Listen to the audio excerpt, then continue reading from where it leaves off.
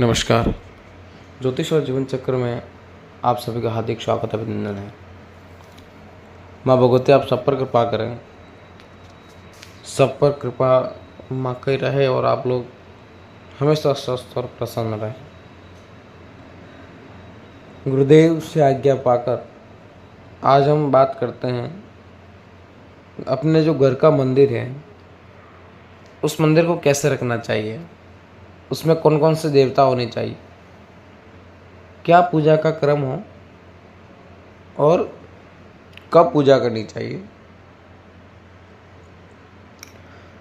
साथ में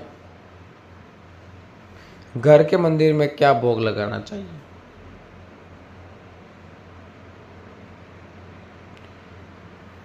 अब एक कल्चर चल गया है कान्हा जी का, सभी लोगों की आस्था है, प्रेम है, भाव है, ये बहुत अच्छी बात है। लेकिन जिस चीज़ को हम लोगों से देख करके कर रहे हैं वो उचित नहीं है। जो हम स्वयं के मन में पनपे हुए भाव से करेंगे वह उचित है। सबसे पहले जान लेते हैं घर का मंदिर। मैं आपसे निवेदन कर रहा हूँ कि घर का मंदिर घर के भीतर ईशान कोने में होना चाहिए, जहाँ जल का स्थान हो। वहाँ जल का स्थान कहाँ होना चाहिए? ईशान कहाँ होगा? पूर्व और उत्तर के बीच की जो दिशा है, जो कोना है, वो ईशान है। समझ लीजिए घर 4 कोने का है और 4 उसमें कोने हैं और उस पर एक खंड में पूर्व और उत्तर के बीच का जो कोना है वह ईशान है। जल का ईशान स्थान है वो, और साथ ही वहाँ मंदिर का निर्माण होना चाहिए और वो भाग हमेशा हल्का होना चाहिए, यानी कि वहाँ वजन नहीं होना चाहिए।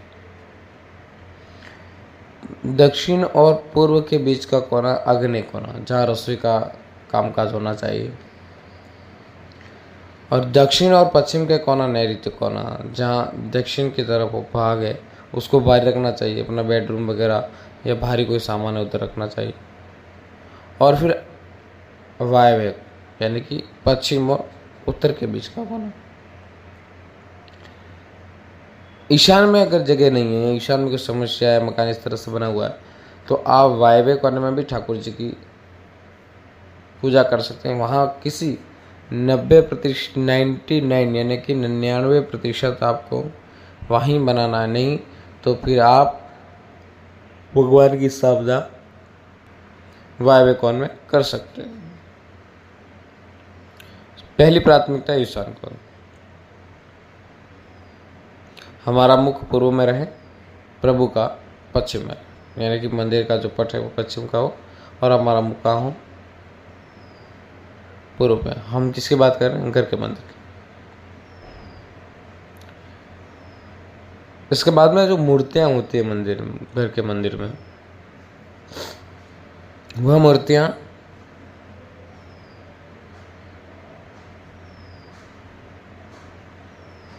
एक अंगुष्ठ यानी अंगूठे से छोटी नहीं होनी चाहिए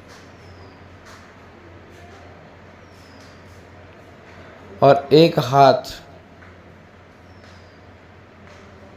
के प्रथम अंगुली और अंगूठा दोनों चौड़ा चौड़ा करके देखिए।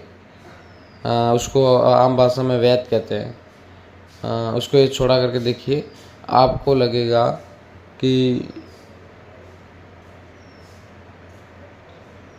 इतनी बड़ी मूर्ति नहीं होनी चाहिए, इससे बड़ी, यानी कि 9 इंच से या 7 इंच से बड़ी घर में मूर्तियाँ नहीं होनी चाहिए।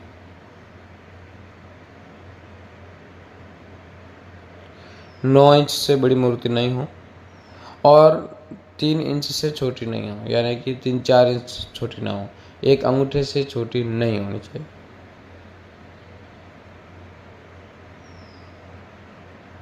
इतनी मूर्ति हमको साइज में रखनी है। कैसे, ये आप समझ लीजिए। अगली बात, गणपति और रिद्धि सिद्धि।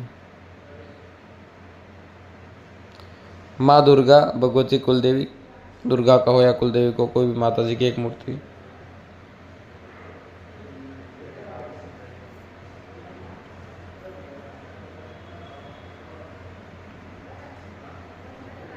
शिवलिंग और शालिग्राम ठाकुर जी, एक छोटे से शालिग्राम, छोटे से ठाकुर जी ले लें। ये ज़रूरी नहीं कि आप उनको इतना श्रृंगार करो, वो करो, ये करो, ऐसा करो, वैसा करो, ऐसा आवश्यक नहीं है। छोटे से शालिग्राम ठाकुर जी का बाल स्वरूप है, बाल मुकुंद जी, उनकी पूजा के ड्रेस बनाए और उनका ये तो स्वाम या पंचोपचार जैसा भी आपके सदा पूजा कीजिए। लोग क्या करते हैं, अपनी मर्जी से आए वैसी मूर्तियाँ ला करके, तस्वीरें ला करके पूरे घर को भर देते हैं, फिर ना उनकी पूजा कर पाते हैं, ना उनकी सेवा कर पाते हैं, फिर दुखी हो जाते हैं। एक सीधी सी बात है, आपको अपने घर पे कोई बुलाता है या लाता है श्रद्धा भाव से, फिर आपको ना चाय की मनुहार करे, ना कि भोजन के लिए कहे, ना आपसे कोई ऐसा बैठने की व्यवस्था सही हो, ना आपका ये तो सत्कार होता हो, तो आप नाराज़ होंगे। क्या बुलाया भाव से ले गए हमको और न कोई ने हमारा मनुहार, ना कोई व्यवहार, ना कोई प्रेम रखा, स्वतः ही आप नाराज़, अपने मन में ही भाव आने लग जाएगा नाराज़गी का। उसी तरह जिन देवताओं को आप ला रहे हैं उनका भाव यही होगा कि आप उनके सेवा कर्म में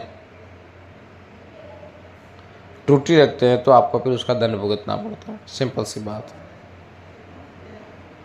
आप अपना एक इष्ट रखिए और इष्ट की यथाशक्ति जितना आपका भाव है उस पर लुटा दीजिए।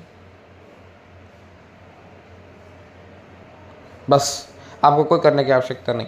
मैं बिल्कुल साधारण, सिंपल और आम जन के लिए उपयोगी वस्तु ही बताता हूँ ताकि वो बड़े बड़े किसी वीडियो को देख करके उसमें उलझे नहीं। सिंपल सी बात, आपको कुछ नहीं करना। अगर जीना चाहते हो तो, उलझना नहीं चाहते हो तो, किसी लफड़े में पड़ना नहीं चाहते हो तो, नहीं तो फंस जाओ। किसी यूट्यूब से देख करके टोटका कर दिया, फंस जाओ। कहीं पे कुछ चीज़ देख करके कर ली, फंस जाओगे। क्या जाए इतना ये मंत्र इतने बार पढ़ने से वशीकरण हो जाएगा, फंस जाओगे।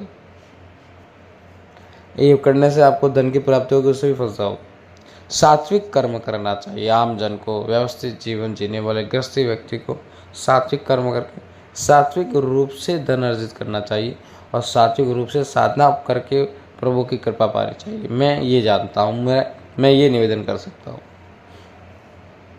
आप लोग कहीं मत उलझिए, बस सिंपल काम करिए, सरल काम करिए, सीधा करिए और बेझिझक करिए, उससे नुकसान नहीं हो।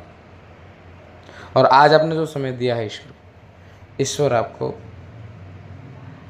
देरी से सही, लेकिन उसके बदले आपको कुछ न कुछ जरूर देगा। आपके मनोवांछित फल की पूर्ति अवश्य करेगा। घर के मंदिर में प्रातःकाल ब्रह्म मुहूर्त में पूजा हो जाती है तो बहुत श्रेष्ठतम है, लेकिन इतनी भागादौड़ी के जीवन में संभव नहीं हो पाया तो सूर्योदय तक या सूर्योदय के बाद या प्रातःकाल 8 बजे से पहले पहले अपना पूजन का सारा कर्म निपटा लें।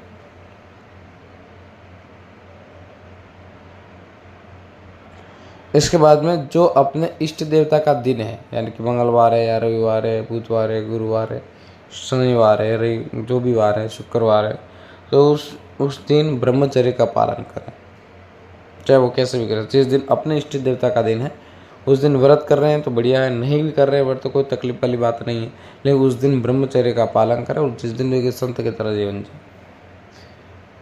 वो इष्ट आपके साथ रहेगा पूरे दिन, आपका सहयोग करेगा उस दिन।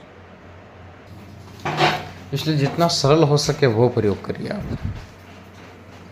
दूसरा, आप कुमकुम चंदन रोली का तिलक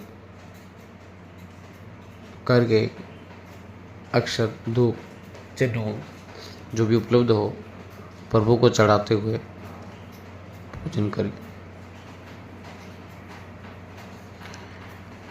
धीरे धीरे आपकी ऊर्जा बढ़ने लगेगी, आपके घर में नेगेटिव ऊर्जा स्वतः बाहर भागेगी और आपको अपने इष्ट की शक्ति और कृपा दोनों प्राप्त होगी। तो आपका जो भौतिक और सांसारिक जीवन है उसमें आपको सहयोग भी मिलेगा, आर्थिक स्थिति ठीक रहेगी और आपको बिल्कुल सादा जीवन जीते हुए आगे बढ़ जाएंगे। और प्रभु को दिया हुआ समय का जो फल है आपको नहीं मिला तो आपकी संतानों को मिलेगा, लेकिन मिलेगा जरूर, डूबेगा नहीं। या फिर आपको अगले जन्म में मिलेगा उसको पुण्य कर्म, लेकिन वो कहीं जाएगा नहीं। ये बात तय है।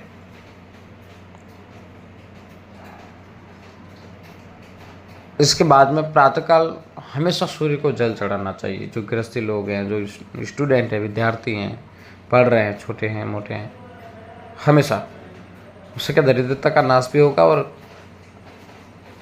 बुद्धि प्रखर होगी और चेहरे का तेज बढ़ेगा। तो ये एक नियम में बना देना चाहिए व्यक्ति को। अगला निवेदन ये है कि जो आपके इष्ट देवता का दिन है उस दिन उस इष्ट देवता की आरती जरूर करें पूजा करके। मैं ये नहीं कह रहा हूँ अभी तक आपको कि आप कोई जाप उठा लो, कोई पूजा कर लो, कोई वो कर लो, ये कर लो, ये कर लो, ये उठा लो, ऐसे कर लो, सुबह उठ के ऐसा कुछ भी मत करो। उसके लिए अपन दूसरा वीडियो बनाएंगे इसी क्रम का, घर के मंदिर की पूजा का। उसमें आपसे निवेदन करूँगा कि घर के मंदिर में क्या जप करना चाहिए, कैसे करना चाहिए, कितना करना चाहिए, लेकिन घर के मंदिर को रखे कैसे, मंदिर में क्या होना चाहिए।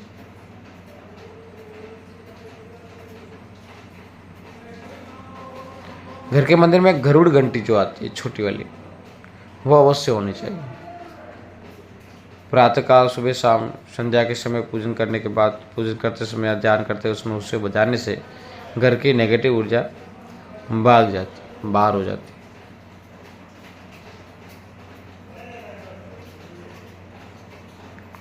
और सकारात्मक ध्वनि के माध्यम से सकारात्मक गुण हमारे घर में प्रवेश करते। और आप जानते हैं जैसी संगति होगी वैसा व्यक्ति बनेगा, वैसा फिर परिणाम मिलेगा। तो जितना सकारात्मक और शांति हमारे घर में होगी उतना ही सकारात्मक दृष्टि से हमें लाभ होगा।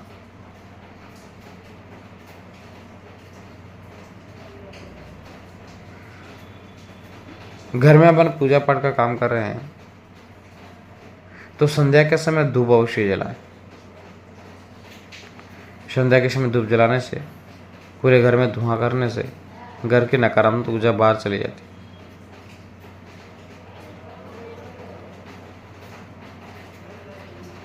इस प्रकार से घर के मंदिर का निर्माण करें और घर के मंदिर को सजाएं। हमेशा वहाँ स्वच्छता रखें और पूर्ण भाव रखें कि नहीं मैं परमात्मा के चरणों में बैठा हूँ। आपका घर, जीवन, परिवार बहुत शांति से मस्त चले।